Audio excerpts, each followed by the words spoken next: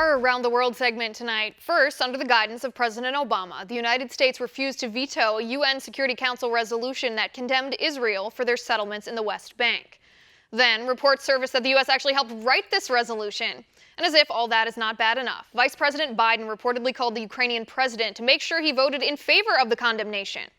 Now, this has received bipartisan backlash, as it should, and now some members of Congress are threatening to cut funding to the UN altogether in response to the resolution. Joining me now with updates from the Washington Free Beacon, Adam Kredo. Adam, thanks for being here. Thanks for having me. I appreciate it. All right, Adam, there are certain members of Congress moving to cut funding to the UN after this resolution. I don't blame them one bit. Practically, though, is this going to happen?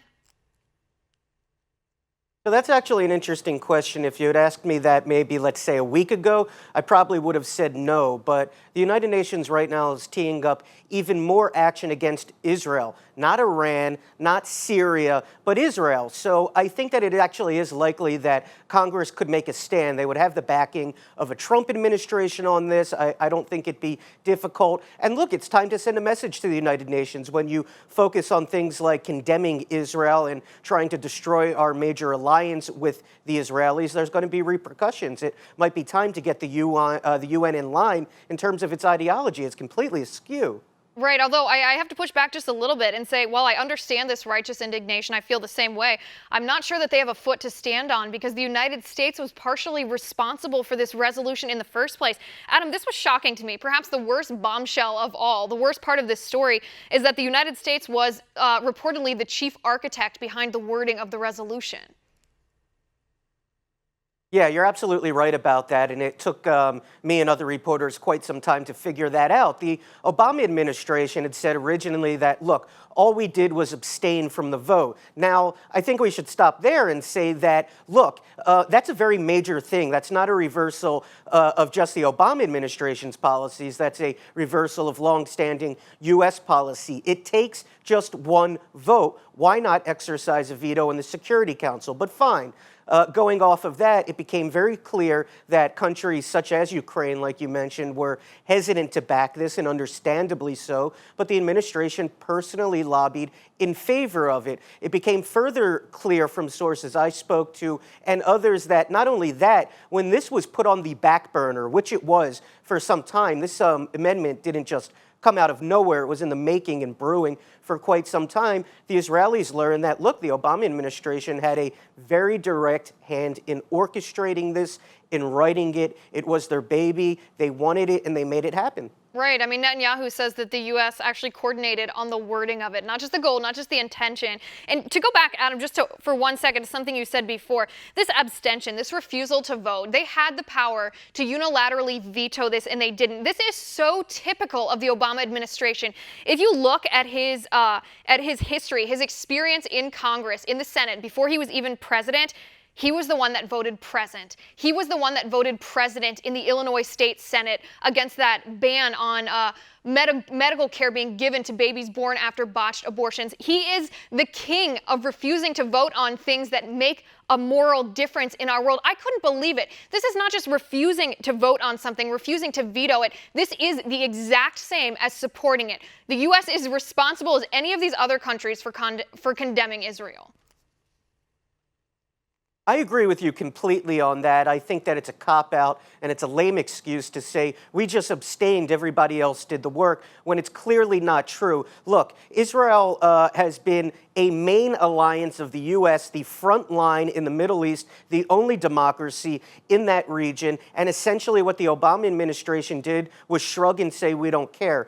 It should be our priority to defend our closest ally, not step back into the shadows and let the UN run wild with its obsessed focus on Israel. Right. And I would take it even a step further. I mean, this is the same to me as being an accomplice in a crime. This isn't just a cop-out. This isn't just pointing the finger. They actively participated in this. It's, like I said, it makes me wound up just to think about this. But Adam, let me ask you about an inconsistency from the Obama administration here. Vice President Biden denies that he called the president of Ukraine to try to get him to ensure that he voted in favor of this resolution. Biden was essentially serving the part as the whip here, making sure that all the votes were counted. But if you look at the schedule on the State Department, he did, in fact, have something scheduled with the president of Ukraine. So what does this mean? Is he lying? Well, look, when his national security advisor and spokesman, Colin Kahl, says to me that it's a flat denial, he did not have this conversation, I have to take him at his word. But I think it's very fair to say that multiple sources and multiple reporters on various continents, including me here in the U.S., reporters in Israel, and reporters of Europe, have all gotten the exact same account. It's not that they are disparate and vary widely. It's the same report. Biden called the Ukrainians. Yes, it was on the schedule. Biden's office claims the UN resolution didn't come up. I find that very suspicious. And honestly, we saw the same thing at the State Department. They denied meeting with the Palestinians. All you had to do was look at the public schedule. Kerry held a meeting with the Palestinian chief negotiator, Saeb Erekat. So again, they were lying just flatly to reporters on Right, this. I just don't believe in coincidences like this, especially when it lines up as perfectly as this lines up. Adam, let's talk about what's going to happen here forward. So Congress right now is trying to make this move to cut funding to the United Nations. That, of course, would not take effect or probably even be attempted fully until Trump is inaugurated as president. But there's also other things that can be done here, retribution, if you will, towards the United Nations or towards the Palestinians. That includes expelling Palestinian diplomats from U.S. soil. Do you expect that to happen? Well, I'm not sure exactly what Congress is going to do yet. I want to make that clear.